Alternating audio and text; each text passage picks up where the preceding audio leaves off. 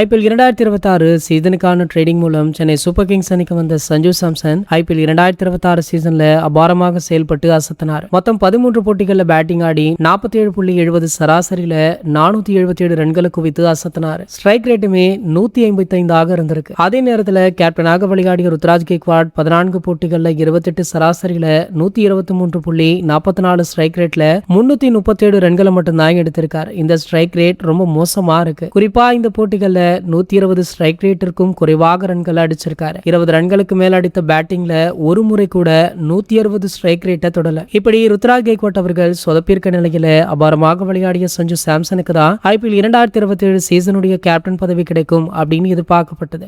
சாம்சனுக்கு தான் IPL 2027 captaincy கிடைக்கும் அப்படின்ற நம்பிக்கையிலுமே இருந்தார். ஆனால் தற்போது அந்த நம்பிக்கையில மண்ணவாரி போடுற மாதிரி ருத்ராஜ் கெய்க்வாட் அவர்கள் பல விஷயங்கள் பண்ணிருக்காரு. அவர் பண்ற இது மாதிரி விஷயங்கள் சஞ்சு சாம்சனுக்கு பிடிக்காததால சிஎஸ்கேவை விட்டு வெளியேற முடிவு செய்துள்ளதாக சொல்லப்படுது. அப்படி சிஎஸ்கேவை விட்டு வெளியேறினா இவர் எந்த அணிக்கு செல்வார் அப்படின்னு சொல்லப்பட்ட நிலையில மும்பை இந்தியன்ஸ் அணி பாண்டியாவை கொடுத்துட்டு சஞ்சு சாம்சனை தற்போது கேட்டு வருவதாக சொல்லப்படுது.